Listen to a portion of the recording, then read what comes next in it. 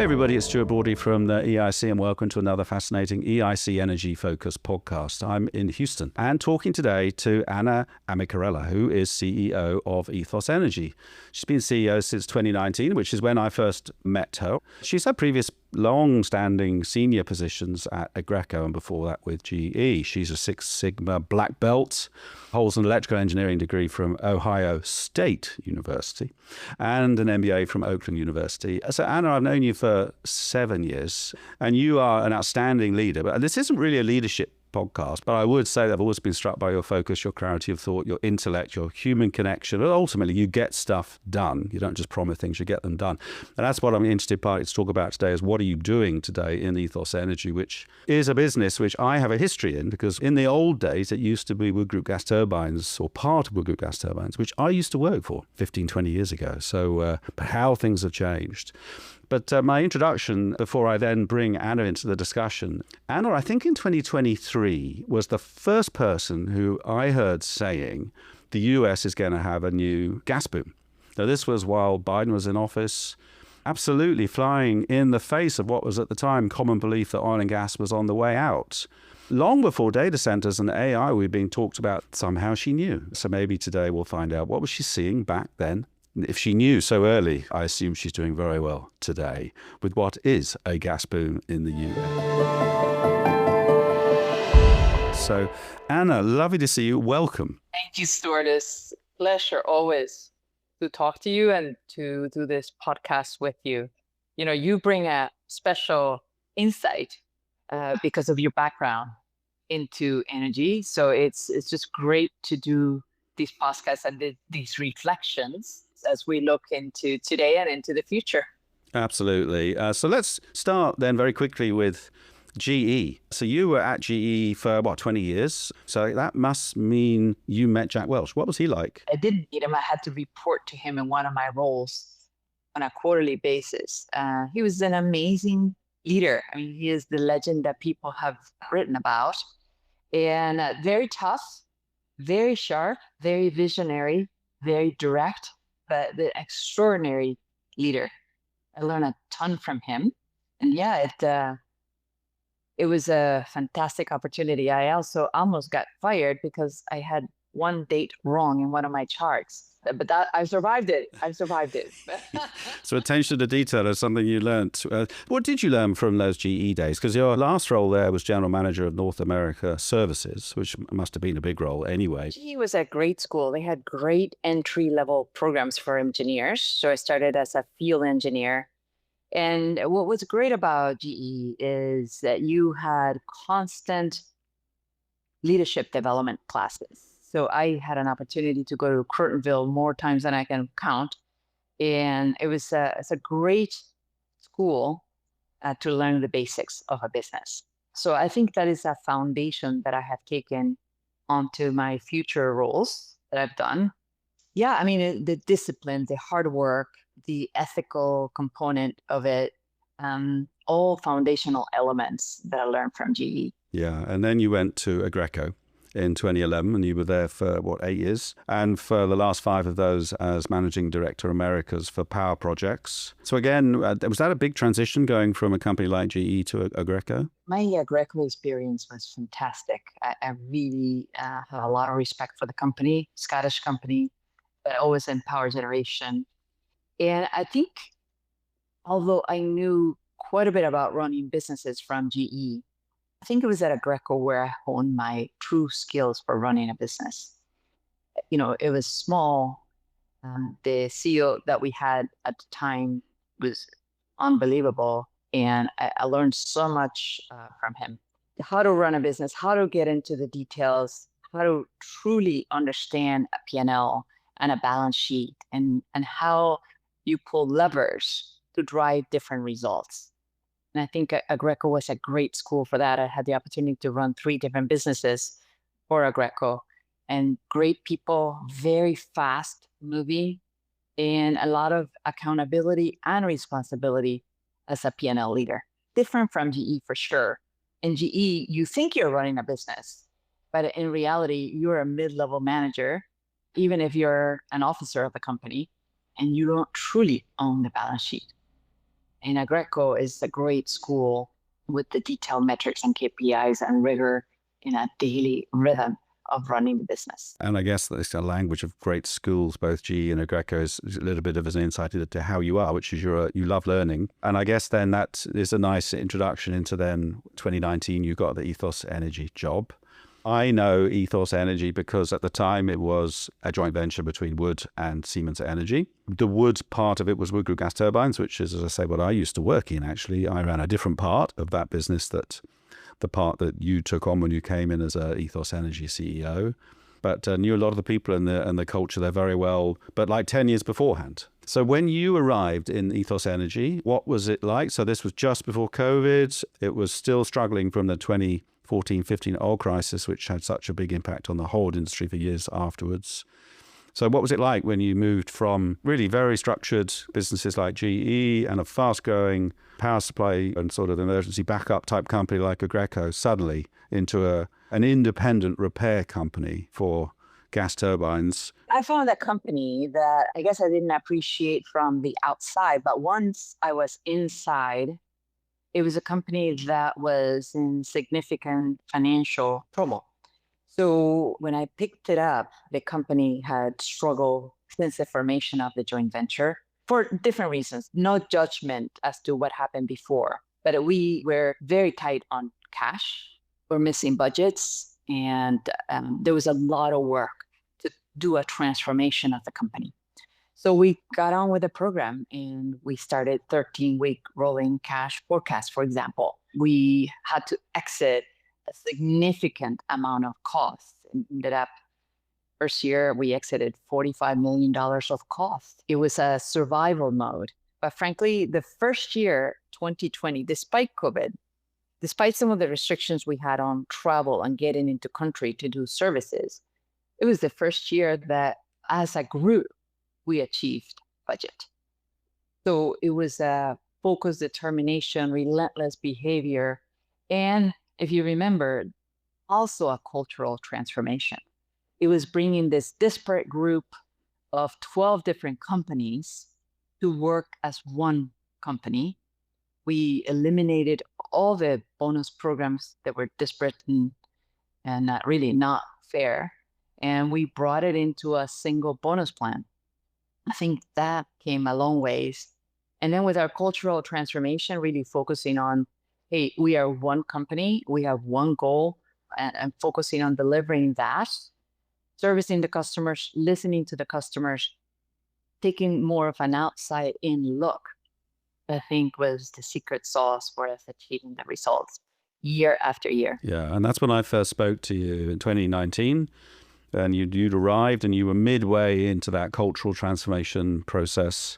You were very transparent in the way you were describing what you were doing. And this was part of the Survive and Thrive process, of course, that EIC does with its members. So I think you've always been a very open, transparent, communicative leader, which is one of the things I think that is unusual and one of your great strengths. So perhaps now we should probably explain what EthosEnergy does before we go too much further for those people listening in, perhaps that are not passionate about high-speed rotating equipment and the maintenance, repair and overhaul industry, the design of alternative componentry and all the other things that I've got a long history in and I love.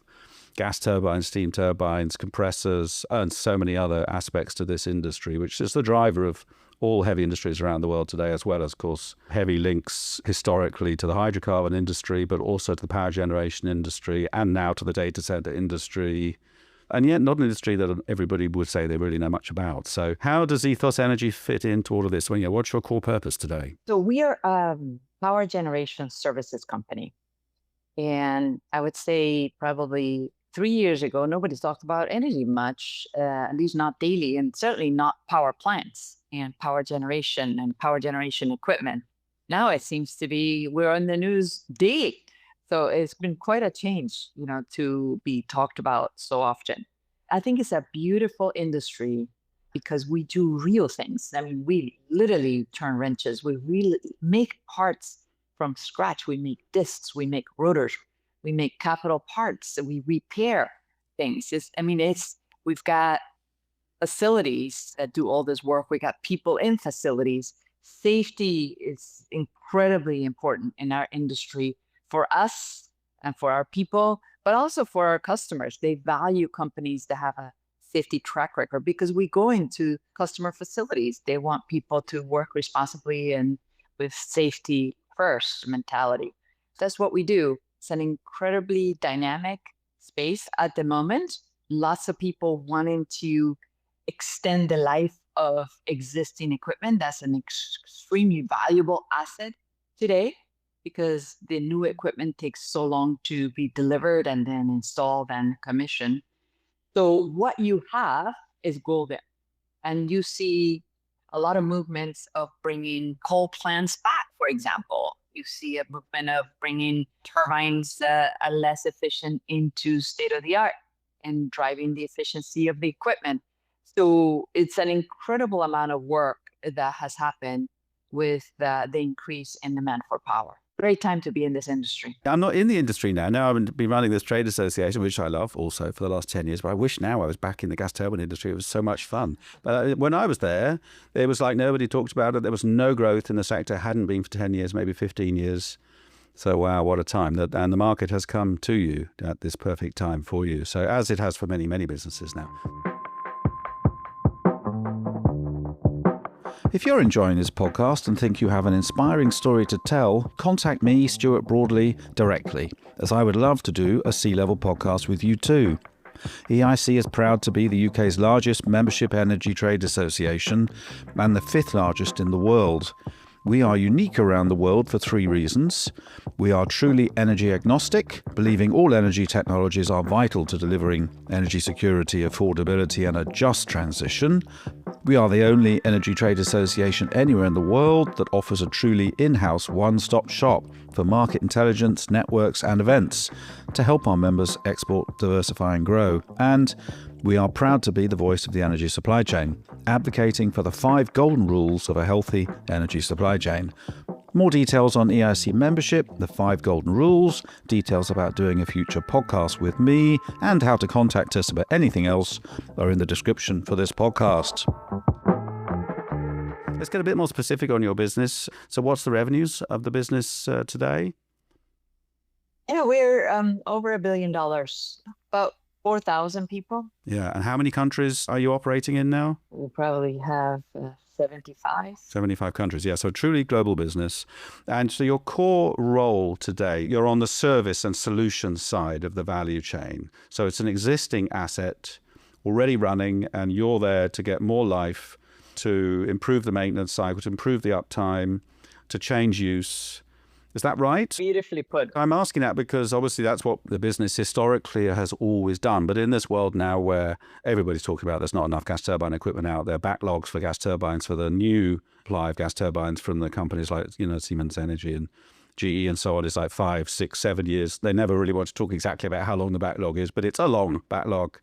And that must also be tempting for you to think, okay, we can now start refurbishing and selling as new gas turbines. Are you also doing that? We do. We have different businesses that do that. So we also refurbish equipment and get it out there as complete units. We've had several transactions this year that has, it's just the demand is what customers are asking for.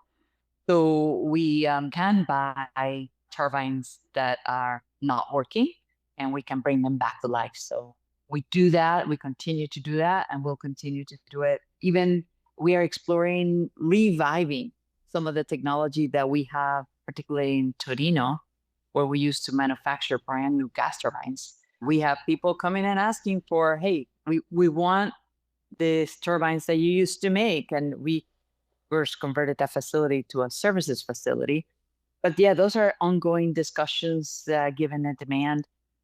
We're having conversations with customers. And how much growth are you seeing right now? And is it growth being driven mainly by the data center industry? Because you're seeing huge demand right now. And I think, when we were preparing for this, you were like, this is the best time to be in the industry right now. So help us understand that. Yeah, for sure. The US with the data center boom is a huge market for us. Middle East, North Africa, a lot of activity. One of the trends in the Middle East that's bringing us so much activity is they were very loyal to the OEM. And that ended about 2 years ago. So a lot of the big utilities and oil and gas companies then have come and they have qualified us as a supplier. So we are providing people that have never bought from us before brand new rotors, for example, or capital parts, where they were loyal to the OEM and they no longer are. Why are they no longer loyal? It boils down to, with the distraction that the OEMs have on new units, they have really ignored the service customers, and service customers are upset at the treatment. They're upset at the arrogance that is seen sometimes by the OEMs. So they want alternatives. They want people who listen to them, that work with them, that can be equal or better in the quality of the equipment and the service and responsiveness. And that's what we bring to the party. I talked about the ownership of EthosEnergy when we first talked, which was a 50-50 joint venture between Wood and Siemens Energy. That status has changed now. So what's the ownership today and how's that transition gone for you? A year ago, we closed a transaction where Wood and Siemens sold to One Equity Partners. It's a private equity in New York, a fantastic group of people that I have really enjoyed working with. It brought a lot of dynamism to the party, a lot of speed. So essentially, the whole M&A aspect was opened up. So things that we couldn't dream of doing before, we had an ability to do now. So the whole M&A space has been very active. We have, let's say, focused the business on what we do best. We've done quite a bit of investment in the gas turbine side of our business. We acquired companies, have acquired IP, enriched that. And we've also sold companies that a better owner somewhere else. With that cash, we have reinvested into more gas turbine work, and we've also paid down a lot of debt. So we are in far better financial position today than we ever were.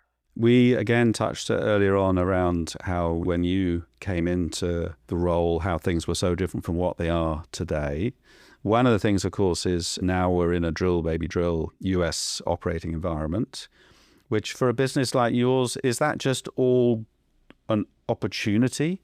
Or does it also provide challenges? Are you challenged by things like tariffs and so on? What's the balance for you in terms of how different it feels from Biden's Inflation Reduction Act and now Trump's drill, baby drill? Extremely positive for us. So ahead of drilling, you need power. Take, for example, Venezuela. People are trying to go drill in Venezuela, but before you can drill, you need power. So the recovery of the electrical sector is key. So whenever you have additional exploration and production, you have a growth in the demand of power plants. That has been excellent for our business. The tariffs, honestly, they make sense to me as additional revenue for the US. So I'm supportive of that. And it has presented some challenges, but we've worked through every one of them. I think is excellent for the US economy long term, especially because now you see an incredible drive to bring production back into US soil. I think you will see quite a bit of production growth in the US that will have a lot of facets that people don't even see today. The natural gas, I think, will continue to develop, especially what you see today with Qatar and some of the damage that they have suffered in their plants from the war. You have US, Russia, and Qatar as big oil producers. What is that going to do to the gas prices? Nobody seems to be talking about that. But one of the things you and I often talk about are trends in the industry. What is that LNG price going to do globally?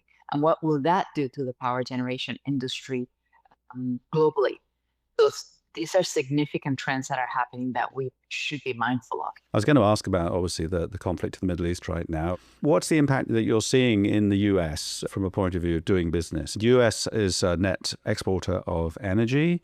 The world's biggest producer of oil and gas now is blessed with low energy costs, even though the car drivers would say that they're gas prices are higher than they want. They just don't know how lucky they are compared to being almost anywhere else in the world where the cost of energy is so much higher. I think the cost of energy in the UK are a factor of 5 times higher than they are in the US right now. So is the impact of the Middle East war much lower than you're seeing? Because you've got 75 countries that you're operating in. Are you seeing the impact much worse in other countries? Can you talk us through how's that impacting you as a leader trying to run a global business? Yeah, actually, I think net, the war actually is going to be a positive impact for the company because unfortunately, a lot of things get destroyed and plants need recovery. So generators, transformers, gas turbines, compressors, you name it.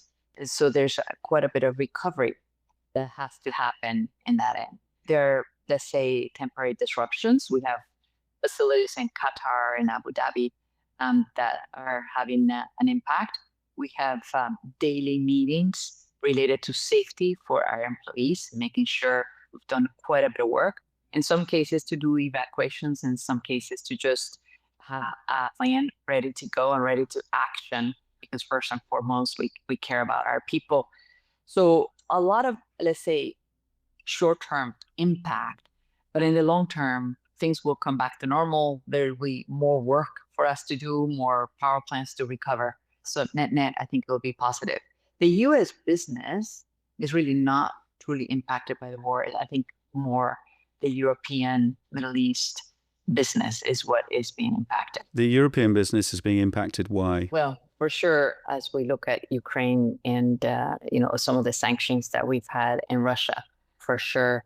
So that, and then as we look at the Middle East, you see Iraq, and you see, is it open? Is it not open? Is it, are they going to pay? Are they not going to pay? So some of the surrounding countries, some of the challenges in terms of transportation and increased cost in the supply chain. But Europe, as it relates to maybe bringing back some of these coal plants, really looking at what equipment can be recovered. And then I think in Europe in particular, they suffer from a lot of uncertainty. What's going to happen? And I think people delay decisions. And just back onto the Middle East again, then obviously everybody's got people and businesses there, families there, friends there. So it's been a very concerning time. And I know it would have been for you and your team as well, but it sounds like everybody's safe. So that's great. Do you have a view? And this is not about predicting what's going to happen in the war, but how are you preparing for the two scenarios? One scenario being this goes on longer or gets worse, or the other scenario being the war could be declared over tomorrow, the strait opens tomorrow. How do you prepare for those two scenarios? Because I guess you have to, right, at the same time. Yep, we are prepared for both. So the scenario one where the war continues, we are extremely adaptable as humans. We just adapt.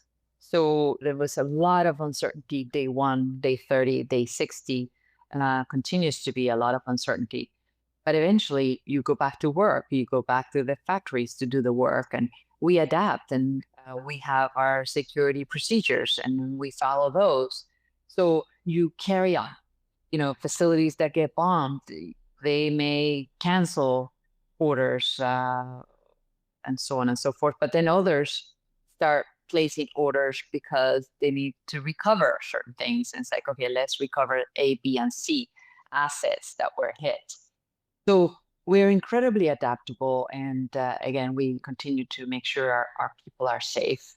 And that's a huge priority for us. Before we get to the scenario of if it stops, because the business will, I'm sure, be open for everything that comes. But in a scenario where the uncertainty just worsens, is the best business now the business that's set up for uncertainty? It's a little bit like saying in the power generation scenario, which in fact, let's use the data center scenario where they need this 5 nines, they need absolute guaranteed availability 99.999% of the time. So they're overpaying for power. They've got multiple backup power scenarios, a lot of redundancy to absolutely guarantee that the power supply for data centers interruption risk is very, very small throughout the year. Is it a bit like that now running a business, in that uncertainty is just part of running a business, and therefore you need backups and scenarios and premiums in the way you run your business, whether it's always having more inventory or whether you have more diversification than you really need, but it's about being able to balance the risk and always being able to find places to make money. Is that what a good business is today. So it's not about the most efficient business now. It's about the most diverse and the pocket with the broadest range of scenarios that it can prepare for.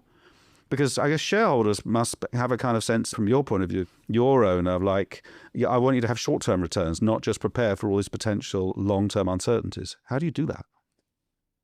Well, I think as a good business leader, you should go back to the basics of business, is make sure you run your enterprise risk management program. Understand your risks, understand the impact of those risks on your business, and then prepare for action depending on which risks materialize. So I think that is key. We have a very robust enterprise risk management process at Ethos, and we action it as needed. And then on the P&L, you have to make sure your costs are low. You're running an efficient operation, that as you increase your revenue, your costs don't step up at the same rate.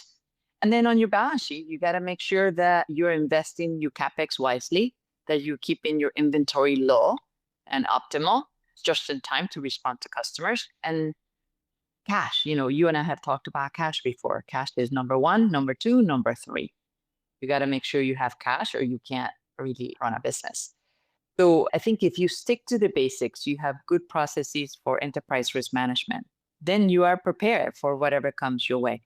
And you have to be ready.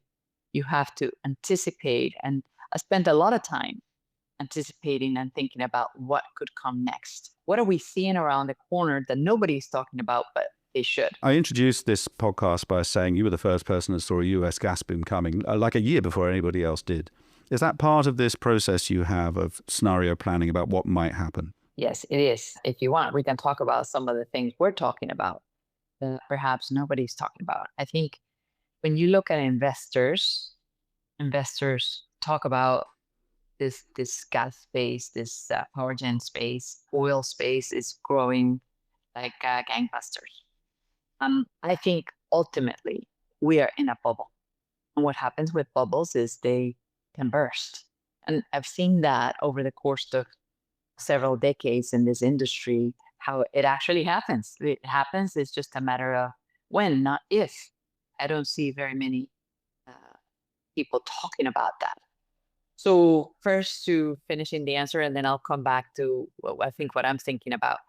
If the war ended today, I mean, we would be so happy. First, because our people, all the restrictions and everything else will be liberated, and we can go back to, let's say, normal operations if there's such a thing. So that would be fantastic. And then we get on, and a lot of the restrictions will be lifted, and so on and so forth. The way people do business, take oil and gas companies, they will think about security differently going forward. There will be a premium associated with how people price oil and gas facilities going forward, how they build them. And that will go into a premium that we will all pay for in the oil price. So there will be that. I hope for the war to be over today. And that will bring a ton of stability to the sector. As we look at the things that we probably ought to be thinking about is what happens if this bubble bursts. Now, let's talk about the OEMs first, my competition. They have a book full of business, lots of turbine orders, and they're very, very smart as to how they contract. So there are huge cancellation fees if you cancel a turbine order, because it takes 2 years to make it. They would have had to have bought raw materials and so on and so forth. And then, of course, it takes about a year to install and then another few months to commission. So you have this very long cycle. So if something were to happen, you're not going to see it for years to come because you plate this order and then eventually you get the power. What I venture to say is that we are overestimating the demand for power. Not because the data centers are not going to come online, because, I think a lot of that power will come online, but there will be efficiencies that will be found in many ways, efficiencies that the utilities in the US will find. They have only 40% usage of their installed capacity. There are efficiencies to be had there in the transmission and distribution system. But then also the AI companies, they will find efficiencies in their code. And therefore, if you thought you were going to need 80 megawatts and they do the calculations of how much it's going to cost to produce the power, they will find, I venture to say, 30% efficiency year over year. If they thought they were going to be 80, they're not going to be 80 because by the time the turbine is installed, they would have found far better ways to code their learning models and find efficiencies there. I think it's going to happen because there's a lot of waste today in that space. So everybody will find efficiencies, and therefore, although every project could materialize, which is not the case because we're already seeing projects being canceled or postponed, some of that demand is not going to completely materialize. And when that happens, you're going to have cancellation of turbine orders, and you're going to have a turn to, okay, now that we have installed this H-class highly efficient turbines, what fleet do we decommission? Because now we have too much power, we need to run the power that is most efficient. And, what about the ones that perhaps are not as efficient? And I venture to say that will happen, just like we saw in COVID. If you remember, how many airplanes were parked because the airlines figure out a way to optimize their fleet and retire certain class of airplanes. It happens in every industry. We will find efficiencies. And then when this happens and the demand is not what we predicted, there will be an adjustment. Hopefully it will happen many years from now, and I would have retired by then. Anna, I wasn't expecting this kind of conversation. I thought it was all going to be boom, boom, boom. But this is it, right? This is what I think it's so fascinating talking to you, is you do see things earlier than others. And I think it's partly that you're in the depths of working with operators and power generation companies all over the world. So you're hearing things probably earlier than others are, because they're talking about efficiency and they're talking about, their detailed plans. Probably not trying to share commercially sensitive information, but just because, you can pick up so much from thousands of conversations around the world, and your business is almost uniquely able to do that. We at EthosEnergy like to speak to customers firsthand, and we get a ton of information because, every industry is a little bit different. Maybe talking to a paper mill, to a steel mill, to a utility, whether it's an IPP or regulated utility, is different. Their drivers, their KPIs are slightly different, but you connect all those dots, and then you get this. Are you an energy business looking to revisit your strategy? Did you know EIC's Consult team helped 50 businesses last year? How? We helped them with their strategic investment decisions using EIC's award-winning market intelligence and data to provide them with tailored, pragmatic BD strategies, presentations, and reports. It works. Our data and insights have helped customers to confirm their decisions to export, diversify, and grow. Contact us now to learn more about EIC Consult and begin your own journey to smarter decisions. Details in the description below. There is a lot of talk now around the impact of the war in the Middle East having the opposite effect of perhaps what was originally expected. Originally expected was there's going to be more demand for oil and gas from elsewhere in the world in this period of uncertainty. Many now feel, though, that it's going to be the opposite, which is it's going to accelerate renewable power and electrification.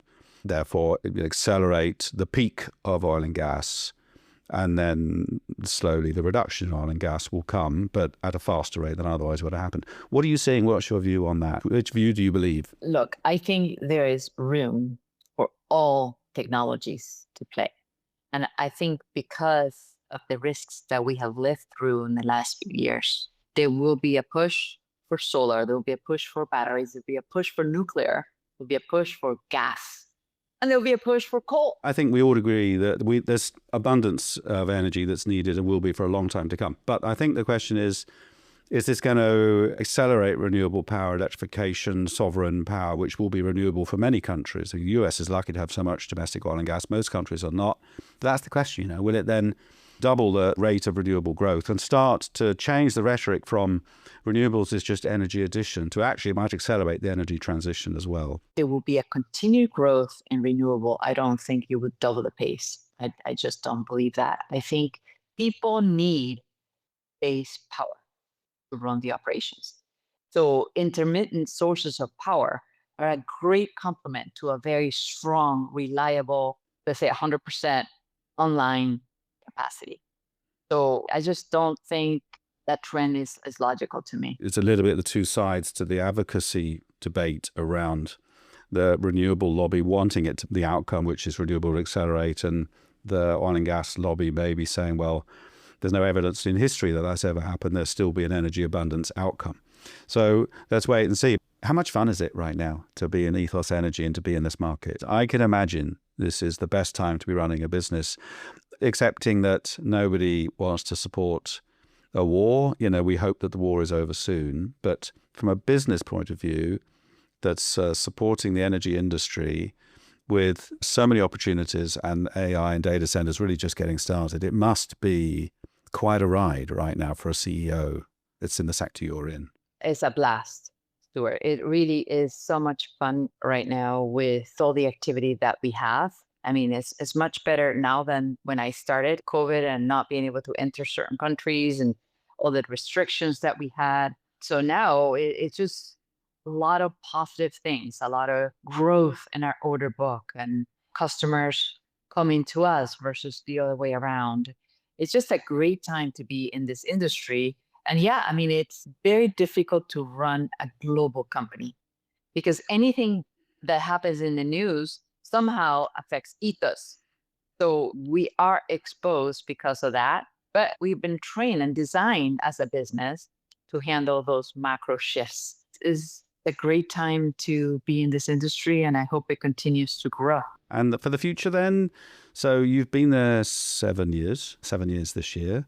And looking back on your history, you're very loyal to the companies, aren't you? 20 plus years at GE, nearly 10 years at Aggreko. So I guess the future for you is to get to what, 2 billion?